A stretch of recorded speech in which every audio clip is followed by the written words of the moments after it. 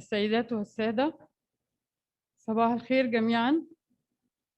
يسعدني ويشرفني أن أقوم اليوم بتقديم مراسم جلسة الافتتاح للمؤتمر العربي الثاني للأراضي الذي تستضيفه وزارة الإسكان والمرافق والمجتمعات العمرانية بجمهورية مصر العربية. وأود في البداية أن أعرفكم بنفسي. أنا دكتورة دعاء الشريف، مدير معهد التدريب والدراسات الحضرية بالمركز القومي لبحوث الإسكان والبناء، الذي يقوم بتنظيم المؤتمر بالتعاون مع عدد من شركاء النجاح. المركز يمثل الوزارة ويتعاون مع منظمة الأمم المتحدة الهابيتات والشبكة العالمية لأدوات الأراضي GLTN، وأيضاً بالتعاون مع البنك الدولي، وهذا بالإضافة إلى عدد كبير من المنظمات المتعاونة والداعمة. أود في هذا الصدد أن أتوجه بالشكر والتقدير إلى كل هذه الجهات التي ساهمت في إقامة وإنجاح هذا الحدث المتميز، وذلك بالأصالة عن نفسي وبالنيابة عنا جميعاً. أخص بالذكر الأستاذ الدكتور خالد محمد الذهبي، رئيس مجلس إدارة المركز القومي لبحوث الإسكان والبناء، والسيد الدكتور عرفان علي، مدير المكتب الإقليمي للدول العربية الهابيتات، والسيدة رانيا هدية، مدير مكتب الهابيتات مصر، والسيدة أمبريتا تمبرا، الشبكة العالمية لأدوات الأراضي، والدكتور وائل زقوت، البنك الدولي.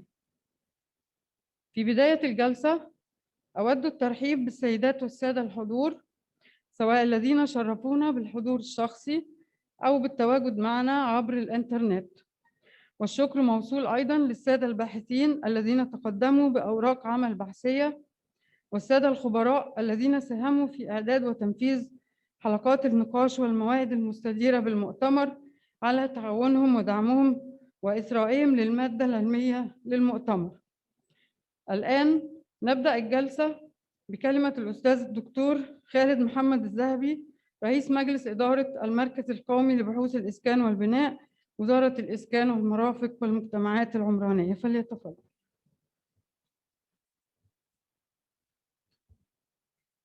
بسم الله الرحمن الرحيم.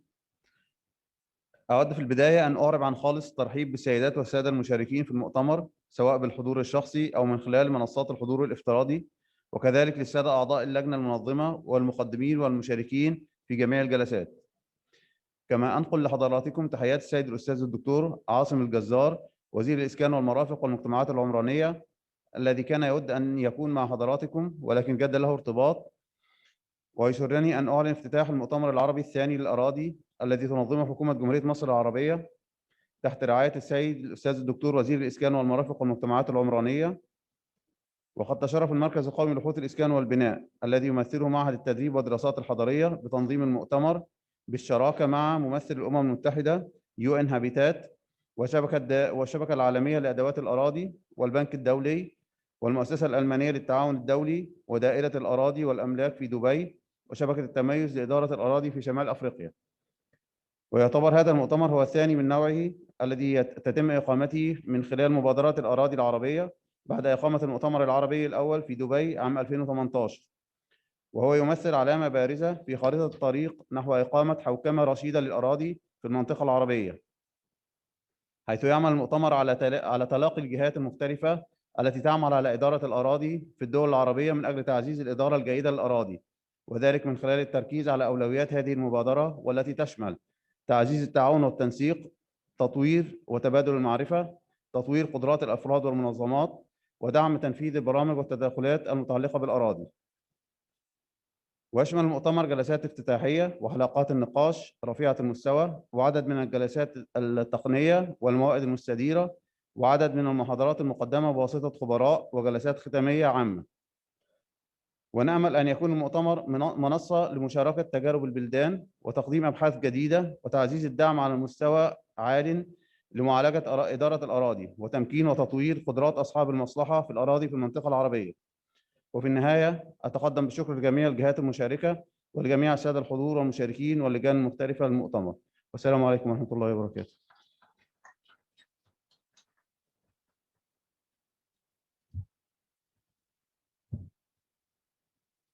والآن مع كلمة السيدة إلينا بانوبا المنسق المقيم للأمم المتحدة جمهورية مصر العربية.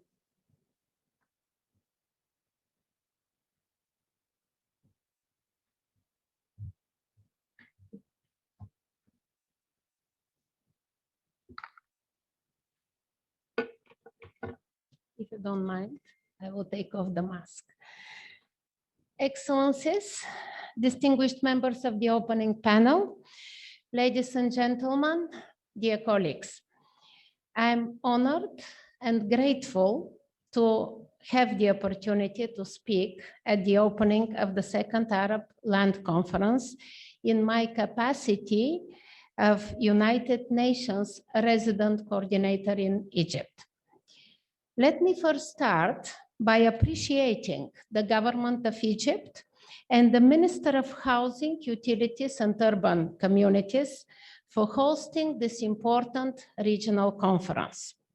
I would like to also thank the organizers for putting together a very substantive conference agenda that zooms into all aspects of land management as one of the global issues of our time.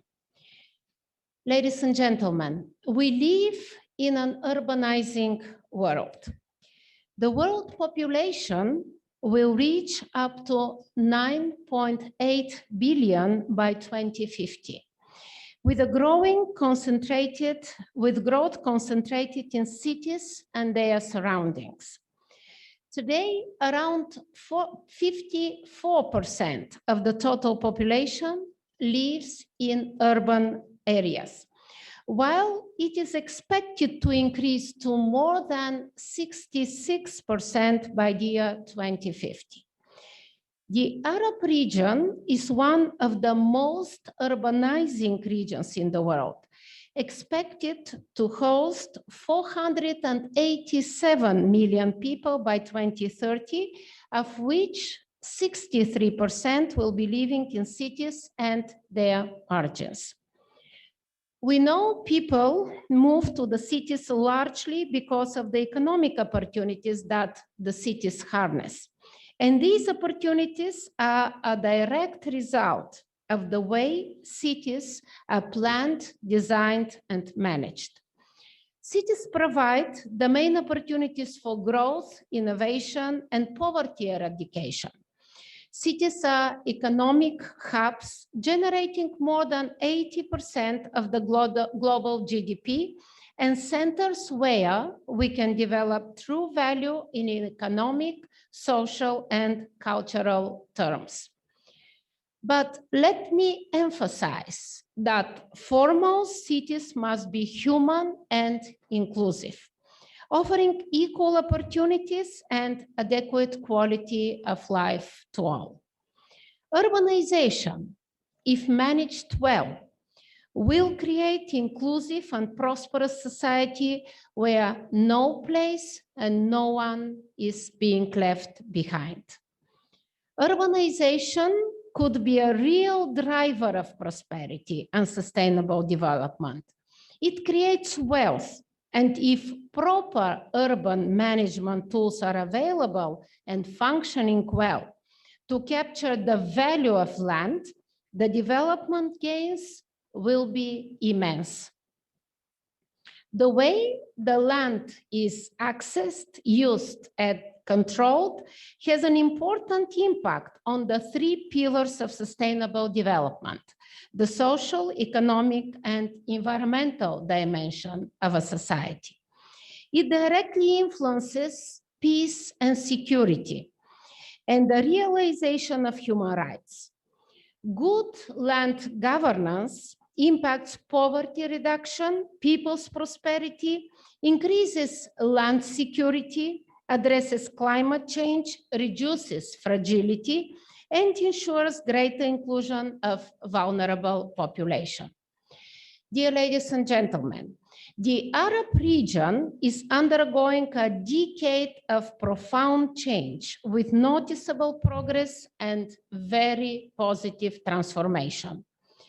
Egypt shares many of the challenges related to urban, along to urbanization along with other Arab countries, namely rapid population growth, hence need to expand cities and infrastructure rapidly, and also rising inequality, regretfully, in cities, including the risk that small cities could be left behind.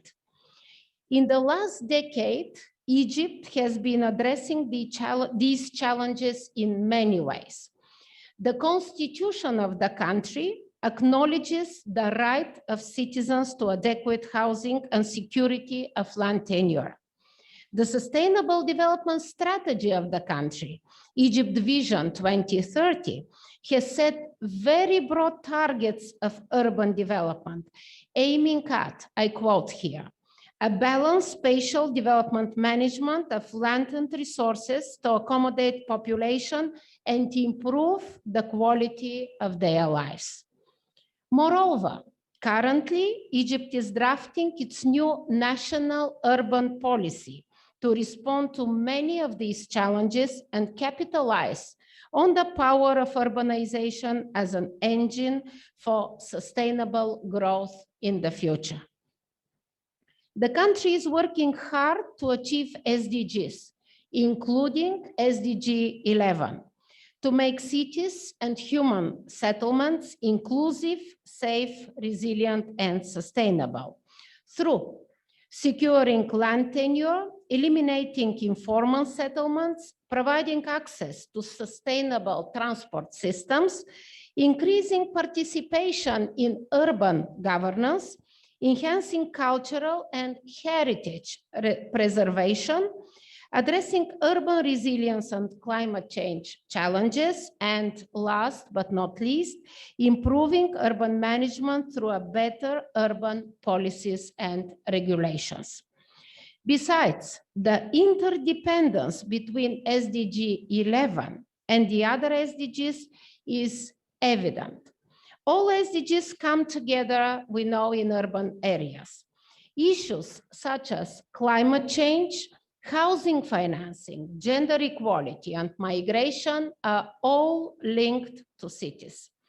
By using the urban areas as a broader framework, the country can advance various sustainable development goals, such as SDG 1, SDG 2, SDG 4, SDG 8, and SDG 17.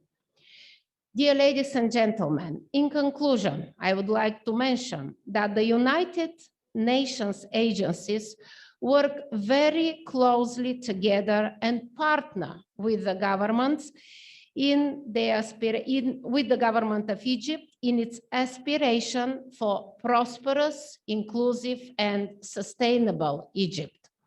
We share the vision that only jointly between the public and the private sector, together with the government partners, the country will progress towards achievement of its Vision 2030 and the Sustainable Development Goals. This and similar international conferences are very important venues of dialogue to enable progress towards achievement of countries' objectives, to learn from each other's experiences, to foster high level of commitment to improve the land management in order to advance the global agenda for sustainable development. I thank you for your attention.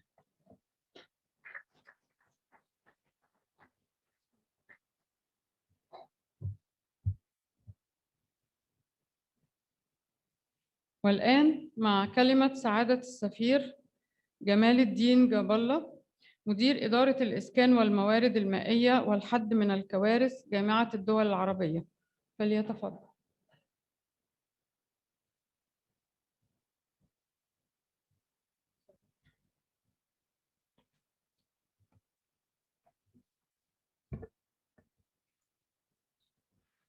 بسم الله الرحمن الرحيم. سعادة الأستاذ الدكتور خالد محمد الذهبي، رئيس مجلس الإدارة المركز القومي لبحوث الإسكان والبناء، وزارة الإسكان والمرافق والمجتمعات العمرانية بجمهورية مصر العربية. معالي السيدة إلينا بانوفا المنسق المقيم الأمم المتحدة جمهورية مصر العربية. سعادة السيدة آيات سليمان المدير الإقليمي للتنمية المستدامة البنك الدولي. سعادة الدكتور عرفان علي مدير المكتب الإقليمي للدول العربية موئل الأمم المتحدة الهابيتات. معالي السيدة ميمونة مهدي شريف المدير التنفيذي موئل الأمم المتحدة الهابيتات. أصحاب المعالي والسعادة الذين يشرفون هذا الحدث من خلال حضورهم، والتحية والتقدير لمعالي الأستاذ الدكتور عاصم الجزار وزير الإسكان والمرافق والمجتمعات العمرانية بجمهورية مصر العربية.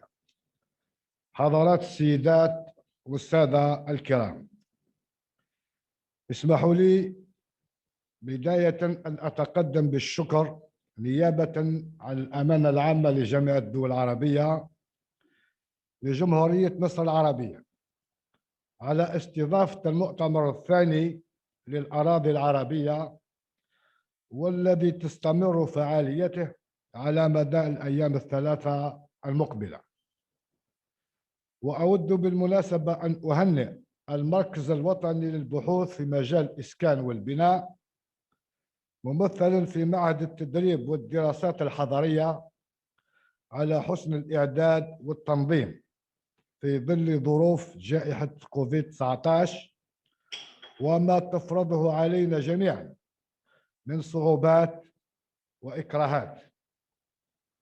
كما نهنئ معالي وزير الإسكان والمرافق والمجتمعات العمرانية الدكتور عاصم الجزار على رعاية معاليه لهذا المؤتمر البارز والحيوي. والشكر موصول إلى كل المنظمات الإقليمية والدولية الشريكة في تنظيم المؤتمر، وأخص بالذكر برنامج الأمم المتحدة للمستوطنات البشرية الموئل، والشبكة العالمية لأدوات الأراضي، والبنك الدولي، والوكالة الألمانية للتعاون الدولي، ودائرة الأراضي والأملاك في إمارة دبي بدولة الإمارات العربية المتحدة الشقيقة، وشبكة تميز لإدارة الأراضي في إفريقيا. حضرات السيدات والسادة الأفاضل، إن موضوع حسن إدارة الأراضي وحوكمتها الرشيدة من التحديات الكبيرة المطروحة على منطقتنا العربية، والتي تستدعي منا جميعا العمل على بناء مرجعيات جديدة وآليات مبتكرة بإشراك كل أطياف المجتمع وأصحاب المصلحة إلى جانب الحكومات، ليس فقط في صياغة سياسات وبرامج مبتكرة لإدارة الأراضي واستدامتها، ولكن والأهم لتفعيل وتنفيذ هذه البرامج والاستراتيجيات والعمل على متابعتها ومتابعة تمويلها وتنفيذها. والحديث عن إدارة الأراضي وحوكمتها لا ينبغي أن يكون حكراً على صناع القرار في التنمية الحضرية الشمولية والمستدامة والتخطيط المجالي، وإنما أن يتجاوزها ليشمل الأراضي وتخطيط استدامتها على المدى البعيد في القرى والمدن، لأن قرى اليوم والمراكز الصغيرة والمتوسطة مرشحة أن تطرح نفس تحديات وصعوبات إدارة الأراضي وحوكمتها اليوم في المدن الكبيرة التي تعرف توسع أفقي وعمودي يجعل تخطيط استخدام الأراضي صعبا جدا نظرا لتراكم أخطاء الماضي، ويقتضي الحرص على عدم تكرارها وليس تآكل الرقعة الزراعية والمجالات الخضراء وتنامي أحزمة البؤس والبناء العشوائي وغير المهيكل إلا نموذج من هذه التحديات. تعمل الدول العربية جاهدة وبدرجات متفاوتة على تجاوزها. ولعل المحاور الثمانية للمؤتمر الثاني التي تم انتقاؤها بعناية فائقة والمطروحة للنقاش وتبادل الخبرات بين الدول والخبراء وصناع القرار والمنظمات الدولية تعكس تشعب قضايا الأراضي وحوكمتها وحسن إدارتها، سواء تعلق الأمر بالحيازة والملكية والفئات الهشة وذوي الدخل المحدود ودور القطاع الخاص ومشاركته الفعالة ودور المجتمع المدني. وبالتالي يمكن القول أن ليست هناك جهة واحدة أو غير حكومية أو غير حكومية يمكن أن تدعي قدرتها وحدها على التعامل مع تحديات إدارة الأراضي والتخطيط لاستدامتها وحسن إدارتها. أصحاب المعالي والسعادة، حضرات السيدات الفضليات والسادة الأفاضل، ووعي من الجامعة العربية بأهمية إدارة وحوكمة الأراضي بل وبخطورتها، بادر المجلس الوزاري للإسكان والتعمير العرب منذ إنشائه إلى إدراج هذا الموضوع على جدول أعماله وفي الخطة الحضرية للإسكان والتنمية الحضرية المستدامة التي اعتمدتها القمة العربية. وهذا إدراك واضح وجلي للقادة العرب لدعم التنمية الحضرية وإيجاد الحلول الناجعة لهذه الإشكاليات. الهدف من كل ذلك هو توفير حياة لائقة للمواطن العربي. وكذلك عكفت جامعة الدول العربية ومن خلال مجلس الوزاري المختص بمجلس وزراء الإسكان والتعمير العرب إلى إثارة هذه الإشكاليات في المنتديات الوزارية وضمن أولويات التعاون مع الهابيتات والمنتديات الدولية، خصوصا المنتدى العالمي للتنمية الحضرية. ولا يتسع المجال إلى ذكر ما تحقق من إنجازات في هذا المجال، ولكن نحن على يقين أن مداخلات السادة المشاركين وممثلي الدول سيعززون ما ذكرناه بأمثلة من الدول ومن المنطقة. وعلى قدر ما تعتبر النزاعات المسلحة التي فرضت على العديد من الدول العربية كوارث وأزمات، علينا العمل جميعا حتى لا تتكرر، بقدر ما يعتبر التعافي وإعادة الإعمار فرصة لإعادة بناء مؤسسات وقدرات بوسائل ومؤهلات تضمن استدامة وحسن تنظيم وإدارة الأراضي وحوكمتها الرشيدة، واعتماد التخطيط المدمج وما تتيحه التكنولوجيا الحديثة من فرص لتحقيق التنمية المستدامة والعدالة الاجتماعية حتى لا يتخلف أحد على هذا الركب. وختاما نود الإشارة إلى أن من أكبر التحديات التي تواجه حسن إدارة وحوكمة الأراضي تداخل الاختصاصات المؤسسية وعدم استدامة برامج بناء القدرات الفردية والمؤسسية، وعدم تكييف البرامج التدريبية مع الحاجيات المتغيرة لإدارة وحوكمة الأراضي، ومحدودية اعتماد الوسائل التكنولوجية الحديثة في الإدارة والتخطيط والتقييم والمتابعة. وبالتالي لا يمكن تصور مدن ولا أرياف مستدامة بدون إدارة مستدامة للأراضي وحوكمة جيدة لتحقيق الرفاهية والعدالة الاجتماعية في تدبير المجال ورفعة الإنسان في منطقتنا العربية. ونحن واثقون من أن المؤتمر الثاني للأراضي العربية سيكون لبنة أخرى في بناء الصلح الذي ننشده جميعا. أجدد شكري لجمهورية مصر العربية قيادة وشعب وحكومة على حسن التنظيم وكرم الضيافة، ونتمنى للجميع إقامة طيبة وإثراء محاور المؤتمر للخروج بتوصيات تخدم إدارة المستدامة للأراضي. والسلام عليكم ورحمة الله تعالى وبركاته.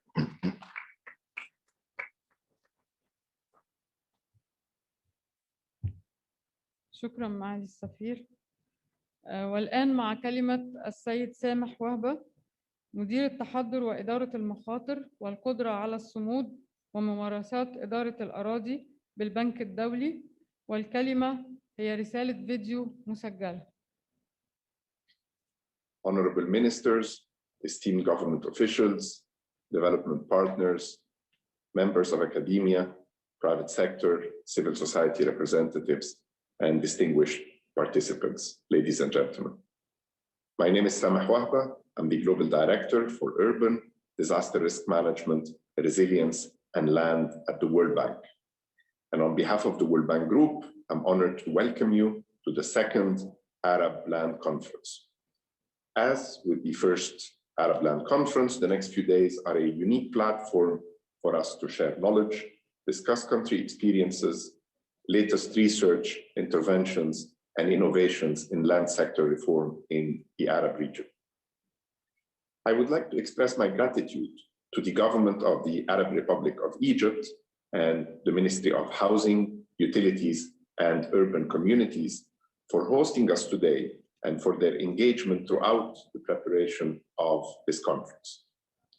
I would also like to thank the Housing and Building National Research Center and the Urban Training and Studies Institute for organizing this year's conference, as well as our partners, the Global Land Tool Network, UN Habitat, GIZ, and the Dubai Land Department for working with us to make this important conference possible. We are here today because of our shared interest in land issues. In one way or another, we're all looking to learn and share experiences on a wide range of issues, from innovative strategies and tools for securing property rights, to finding new ways for developing efficient land and property markets. Some of us want to learn about innovative ways of ensuring effective and transparent land governance in order to protect the land rights of women, displaced people, and refugees. We're also here because we're convinced that these are all key pillars for socioeconomic development in the Arab region and throughout the world. While our interests in the topic to be covered over the next few days may be considered a continuation of those of the first Arab Land Conference in 2018, the world today is quite different. The pandemic has shaken all countries, and just like the rest of the world, Arab countries find themselves at a crossroad. A resilient, inclusive, sustainable, and efficient recovery, what we call a RISE recovery, is not an option. Rather, it's the only way to proceed to avoid a further widening of the gap with other middle-income countries, as well as increased fragility to climate risk and exacerbated conflict and lack of trust in government. Land must be at the center of these efforts. The land agenda can contribute through many angles to strengthen resilience, enhance inclusion, foster sustainability, and ensure efficiency in the use of natural resources. To build resilience to shocks, whether they're economic shocks or health shocks like the current pandemic, strengthening women's land rights in the Arab region will be essential. Today, women's land rights in the region remain insecure, as most properties are registered in the name of men alone, and many women do not receive their rightful inheritance. Without land to build or maintain a home, to inherit from a relative, or to farm or leverage for economic gain, women's security, prosperity, and dignity can be compromised with any shock, and families and communities can lose their wealth. Strengthening land rights of women and vulnerable population can thus have a positive impact on human capital and development outcomes, and through that can help build the resilience of the most vulnerable and increase their opportunities. Land is also at the core of inclusion challenges and opportunities for Arab countries. Let us not forget that improving land governance contributes to reducing inequalities in access to land, as well as mitigating conflict and social tensions. Improved land governance is also a pressing need in the immediate post-conflict period. Failing to resolve widespread land conflicts can affect economic performance and societal peace, deepening challenges for the most vulnerable and leading to instability. If land is central to building the resilience of households and communities and ensuring inclusion of the most vulnerable, land is also at the center of sustainability and efficiency challenges. Managing land effectively is key to ensuring that urban expansion is productive, agricultural land remains productive, while natural resources are protected. Research has shown us that no country can move to upper middle income status without having a secure land rights system and effective land administration institutions. Innovations for the modernization of land institutions suggest that technology and partnerships with the private sector can help improve the way land is managed to enhance efficiency and build long-term sustainability. But good land management systems also contribute to improving the efficiency of other sectors, as they, for example, create incentives for investment in agricultural land and housing improvements, while also enabling people and businesses to borrow from banks and open new businesses and expand existing ones. Technological advances and smart solutions for improving data quality and transparency within land administration systems have enabled many countries to modernize land administration in a relatively short time and ensure sustainable investments in the Arab region. The development of national spatial data infrastructure, for example, can provide comprehensive and authoritative geospatial information that can be used to bolster effective decision-making by governments, as well as inform private sector actors who seek to make smart investments in the region. We may also think about advanced technologies, such as 3D cadasters, blockchain, and artificial intelligence that can provide support to the rights of residents of apartments, as well as to expand the real estate markets of cities. Let us not forget either that countries like Canada, Australia, and Malaysia have built strong partnerships with the private sector to modernize their land administration systems. Although it is neither easy nor straightforward, private sector participation in land administration can help alleviate capital constraints in an environment of limited resources. It can also help build long-term sustainability by building long-term local capacity. This is even more relevant now in the aftermath of the COVID-19 pandemic, when many governments in the Arab region are facing stringent capital constraints. Given the many challenges and the potential solutions for improving land governance in the Arab region, we are proud to have worked with many of you on the land agenda for many years through analytics, lending, and policy support. Since 1980, the World Bank has provided more than 40 developing countries with approximately $3 billion in financing for projects that improve the efficiency, reliability, and transparency of land administration institutions. We have seen many successful stories in Eastern Europe, in East Asia, and in South America, where several countries have implemented strong land governance programs. There are also great examples in the Middle East and North Africa region, with countries like Kuwait, Lebanon, Saudi Arabia, Palestine, Egypt, Djibouti, Tunisia, and Morocco recently embarking on different types of land governance reform programs. There are many lessons generated from these programs, and I hope that in this conference, we find a platform to share many of these stories and learn from each other. Learning from peer experiences, both successful ones and lesser so, is one of the most effective ways of sharing knowledge and creating networks. Several regions have established land communities of practice that have produced impressive knowledge outcomes. For instance, such are the cases for the UN supporting Working Party for Land Administration in Europe and the Land Policy Initiative in Africa. The bank is also currently supporting the establishment of an inter-American network of cadasters and property registers. Through the second Arab Land Conference, we see once again an immense potential to establish a sustainable mechanism in the Arab region to exchange knowledge, promote regional cooperation, and develop capacities and innovation in land governance and real estate reforms to promote the region's socioeconomic development. As always, the World Bank will be very happy to work with the region to establish such a mechanism. I want to invite you to use this conference as an opportunity to think together about solutions that anchor a strategy to build forward better on the land agenda. A strong recovery is possible through better property rights, improved land management, and better land governance. We can ensure that our countries come out stronger and more resilient, that no one is left behind, and that capital and natural resources are used efficiently and safeguarded for future generations.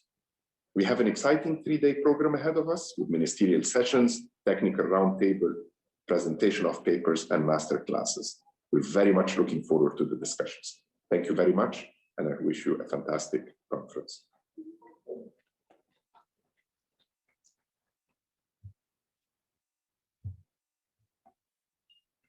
والآن مع رسالة فيديو مسجلة من السيدة ميمونة محمد شريف المدير التنفيذي لبرنامج الأمم المتحدة للمستوطنات البشرية الهابيتات. Your Excellency, Dr. Asim El Jaza, Minister of Housing, Utilities and Urban Communities, Excellencies, partners and colleagues, friends, ladies and gentlemen, I am pleased to have the opportunity to address all of you at this opening ceremony of the second Arab Land Conference. This milestone event brings together policymakers, stakeholders, and experts in discussions on a subject that is particularly relevant to the Arab region and very close to UN Habitat's approach to sustainable urbanization. We believe that a rights-based approach is the essential ingredient to sustainable urbanization. It informs land governance, protects land and property rights, and ensures the provisions of adequate housing. This is the basis for peace, development, and human rights. This focused discussion will help us advance our efforts to achieve sustainable urbanization with the new urban agenda, providing guidance as we all work together to achieve the sustainable development goals. Please allow me to elaborate why I believe that the question of land is central to our quest for an inclusive, just, and resilient future. The Arab region is 59% urbanized today. By 2050, 70% of the population will live in urban centers. Unfortunately, about a third of these people currently live in undeserved neighborhoods, which affects the quality of their life, increases their exposure to health hazards, and undermines the potential for economic growth and prosperity. Good land management enables adequate planning and urban regeneration and creates space for basic services, urban mobility, and public areas and amenities. We are supporting this effort in Palestine by creating public spaces that are safe and inclusive for women and girls. In Egypt, by advancing inclusive urban mobility, and in many other countries in the region. When people have land tenure security, they invest in their land and they build homes where they raise healthy children and invest in thriving businesses. We want to support your ongoing efforts to ensure that no one is forcibly evicted from their homes and no one lives in houses that are either too expensive, too far from economic opportunities, or structurally unsound. Land is not a mere commodity, but an essential element for the realization of many interconnected human rights. Access to land does not only support people's access to adequate housing and standard of living. In fact, there is a positive correlation between the protection of housing, land and property rights, and access to education, food security, protection from physical hazards. Such fundamental rights also lead to increased participation in public life of both men and women. I am particularly happy to see that a high-level session in this conference is dedicated to women and land. We know that women's access to land and other productive resources is beneficial for a broad range of social, economic, and peace-building goals. When women's land rights are protected, their financial security improves. They are more protected against violence, they are more empowered, and they are better able to participate in decision-making. They are also better able to contribute to the economy. This is not only good for women, but also for their children and their families and the society as a whole. In Iraq, UN Habitat and government counterparts ensured that the names of both male and female members of the family are included in land certificates issued during the housing rehabilitation project. This benefited over 23,000 women and girls. Ladies and gentlemen, as we know, land is linked to livelihood, identity, and power. Competition around land and land-based resources lies at the heart of many violent conflicts. Good land governance, mediating and resolving land-related disputes, and the protections of the housing, land, and property rights of all are building blocks for peace. UN Habitat's initiative in Sinjar, Iraq, Darfur, Sudan, and Syria, among others, demonstrate that it is possible to reconstruct homes, rebuild communities, and give hope to people affected by protracted conflict. Good land administration is also important for resilience and the mitigation and adaptation to the devastation caused by climate change. Land tenure security allows communities to invest in the necessary infrastructures that can mitigate various risks. It also enables peoples and governments to plan for the long-term sustainability of settlements, farms, and pastoral lands. This in turn reduces the risk of poverty and helps in the creation of more sustainable and inclusive societies for present and future generations. My dear friends, the Arab region is dealing with the combined effect of climate change, water scarcity, desertifications, and increased population movement. The number of people in need of humanitarian assistance has grown to 50 million, including over 15 million forcibly displaced, and many of whom settle in cities. At UN Habitat, we want to support your efforts to address these unprecedented challenges. We want to help you improve land administration and deploy effective land-based financing mechanisms that will provide a sustainable, locally generated income for governments to invest in better cities for all.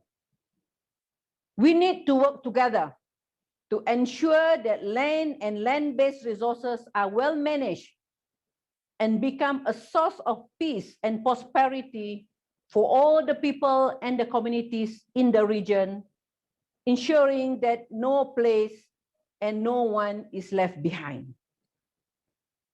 I want to commend the many advances made by the countries in the Arab regions in this area over the last years, and to offer the support of UN Habitat for the years to come.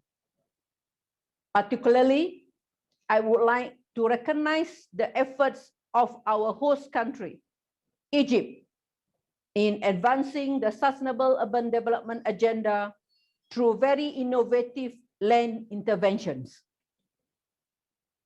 Ladies and gentlemen, I believe that sharing our knowledge and expertise, developing new ideas together, and building broad-based coalition of partners will make us successful. The partnerships we have developed and the new connections that will be made during this 3-day event will be very valuable to ensure that Arab countries and their partners will advance as fast as we all hope in achieving sustainable development, peace and stability for the benefit of all. I want to express my deepest gratitude to the government of Egypt for hosting this event. I also want to thank the World Bank, GIZ, SIDA, SDC, and all the partners that make up the Arab Land Initiative for joining hands with UN Habitat to advance the land governance agenda in the Arab region. Thank you.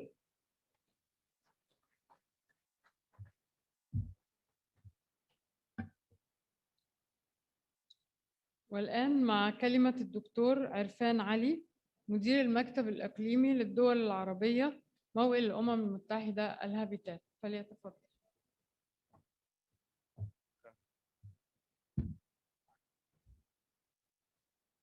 أسعد الله صباحكم السيدات والسادة الوزراء والسفراء ممثلي السلك الدبلوماسي المتواجدين معنا اليوم في هذه القاعة أو عبر الشبكة الافتراضية.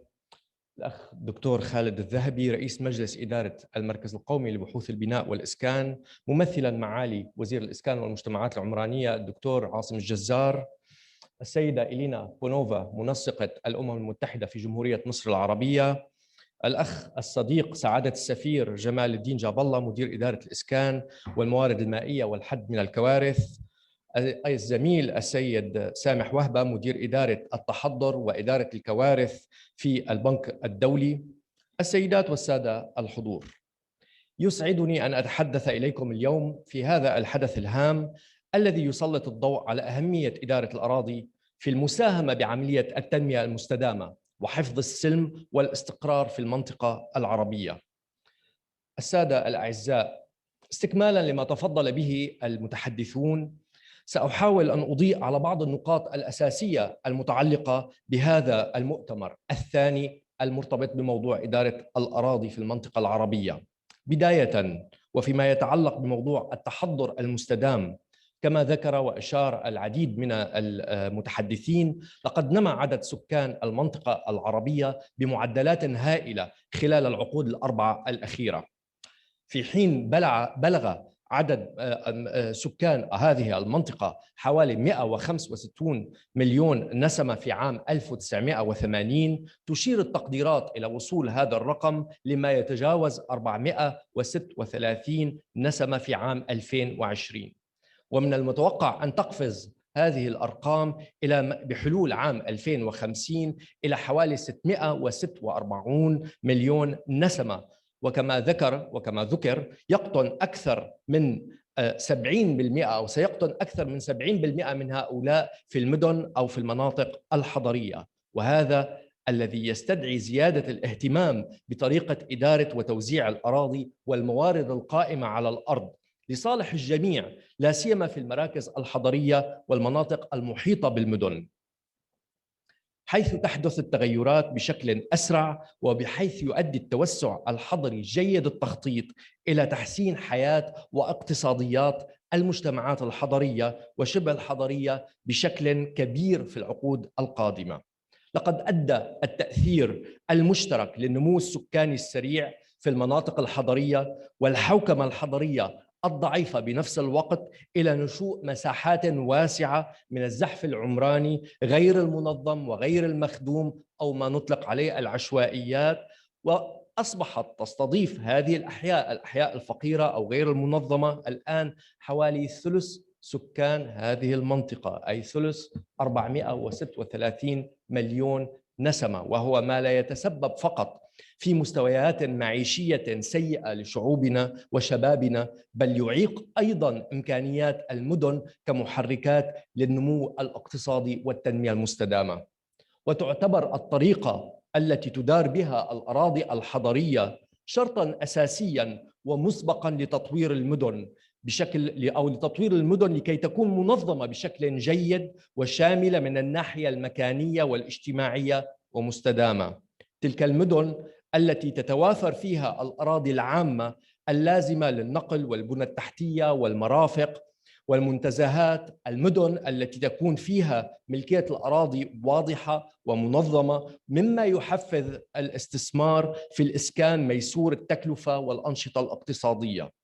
وإننا نعلم أيضاً مدى صعوبة قيام إداراتنا المحلية بجمع التمويل الكافي للاستثمار في التنمية الحضرية والخدمات الأساسية والنقل الفعال، ولن تقتصر فائدة الإدارة الفعالة للأراضي على حسن إدارة تملك الأراضي واستخدامها فحسب، بل ستدعم أيضاً إيجاد الضرائب العادلة والفعالة على ملكية الأراضي لتوليد الموارد اللازمة للسلطات المحلية لتمويل التنمية المستدامة وتحقيق الأهداف على المستوى المحلي.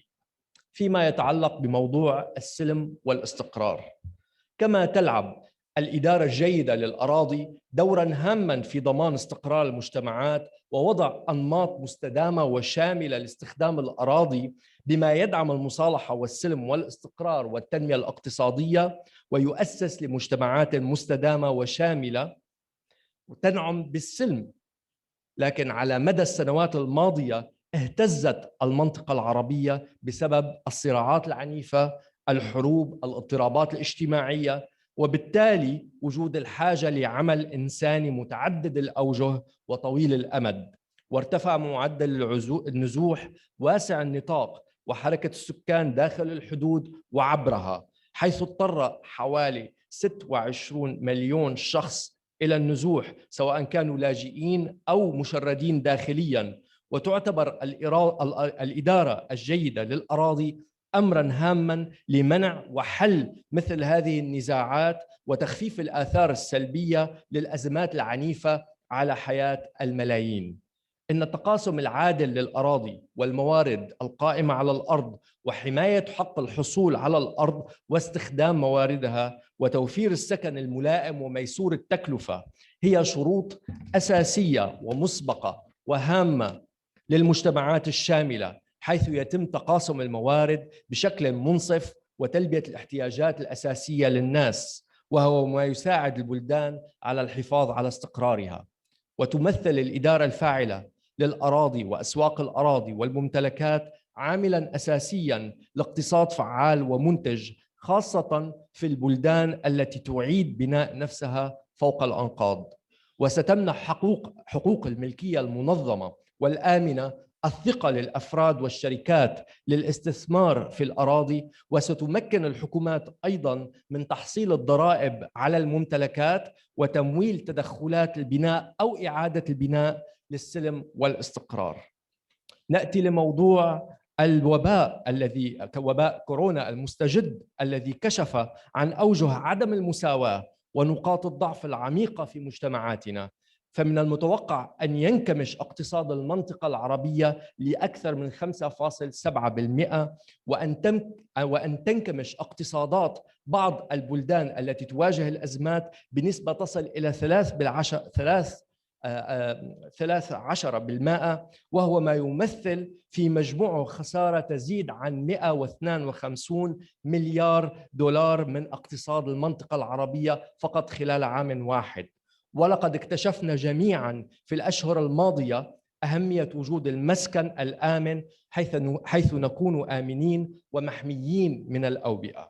وبلا شك فقد تضررت المنطقة العربية بشدة من تغيرات المناخ، فالتصحر وتدهور الأراضي وندرة المياه النظيفة وانخفاض الإنتاجية وقلة الأراضي الزراعية والرعوية واستنزاف البيئة والطبيعة لهي نتائج للتغير المناخي واسع النطاق، بالإضافة للإدارة غير المسؤولة أو قصيرة النظر لمورد الأراضي.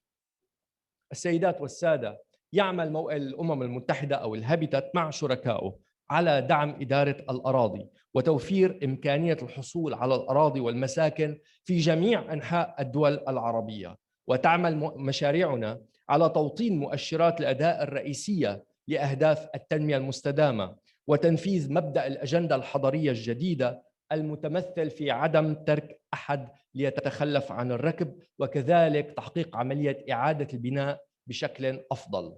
ويتطور عمل الهابيتات في هذا المجال بشكل مستمر، بما في ذلك مواضيع إدارة وتسجيل الأراضي وسياسات الإسكان وإعادة الإعمار وحماية حقوق النازحين والفئات الضعيفة في الحصول على الأراضي والسكن وإعادة تهيئة الأراضي وبناء القدرات وتطوير البحث والمعرفة وتنسيق قطاع الأراضي.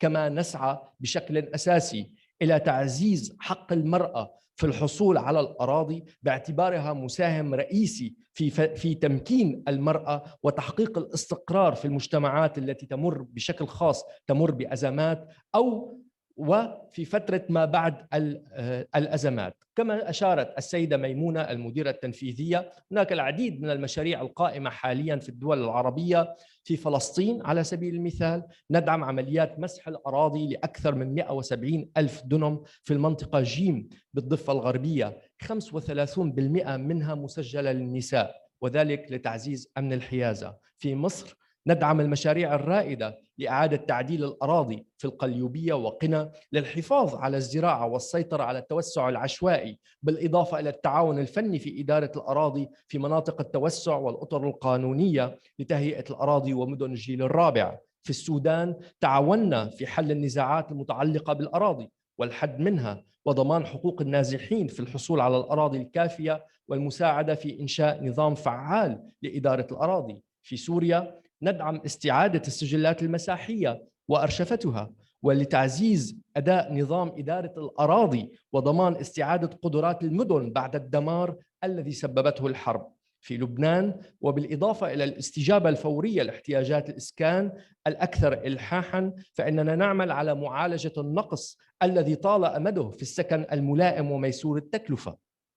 في العراق وكما أشارت السيدة ميمونة، هناك برنامج استراتيجي وكبير لدعم تسجيل الأراضي للاجئين والنازحين العائدين. لقد أصدرنا في منطقة سنجار أكثر من 5400 شهادة إشغال في هذه المنطقة، استفاد منها أكثر من 35 ألف فرد، نصفهم من الفتيات والنساء. هذا بالإضافة إلى العديد من المشاريع والمبادرات الأخرى.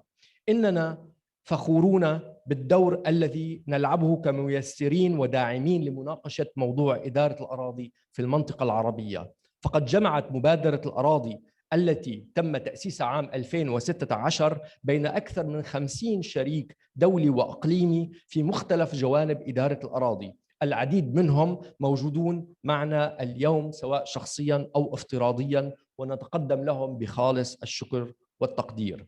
إن العمل الجماعي لضمان إدارة الأراضي ومواردها بشكل جيد وتوزيعها بشكل عادل لهو أمر هام لا يمكن لأي جهة أو مؤسسة أن تنجح به بمفردها.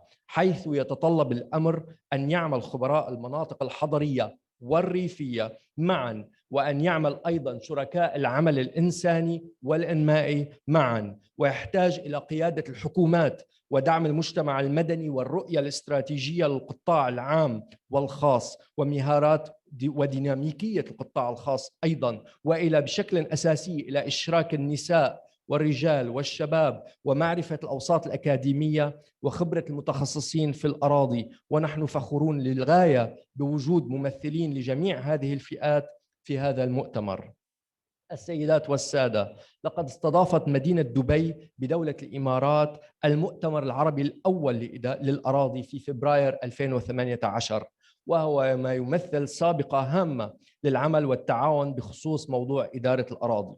وأود أن أشكر مرة أخرى هنا إدارة الأراضي والأملاك في دبي لدعم تنظيم المؤتمر الأول وأيضا مشاركتها في المؤتمر الثاني. وسيواصل هذا المؤتمر الثاني للأراضي العمل الذي بدأ في دبي، ويعمل كمنصة لجذب اهتمام صانعي القرار ومجموعة واسعة من الجهات الفاعلة في موضوع إدارة الأراضي، ويقدم مساهمة في خلق بيئة مواتية لإدارة الأراضي وإصلاحات هذا الموضوع في المنطقة العربية، وهي فرصة للجهات الفاعلة للمشاركة بنشاط في النقاش حول الأراضي وتقديم أفضل الممارسات وتقوية الشراكات بينها.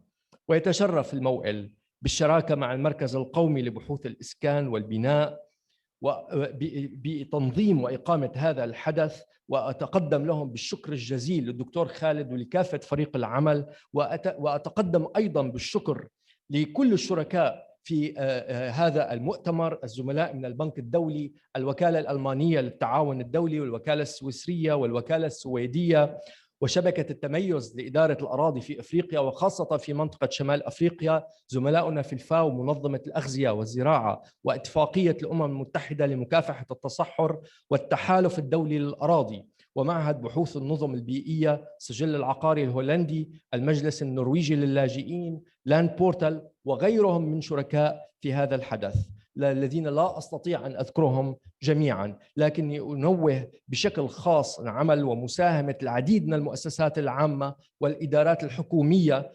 في دول المنطقة العربية التي نعمل معها عن كثب لجعل مدننا وبلادنا أكثر استدامة وشمولية. إنني على يقين أن هذا المؤتمر سيكون بمثابة إضافة هامة للغاية لعملنا المشترك، وأننا سنزيد معرفتنا ونشارك خبراتنا ونبني تحالفا أقوى من الفاعلين والشركاء الذين نتكاتف معهم ونمضي في العمل نحو تحقيق التنمية المستدامة والسلام والاستقرار. شكرا لكم، وأتمنى لكم قضاء وقت ممتع ومفيد في هذا المؤتمر، والسلام عليكم ورحمة الله وبركاته.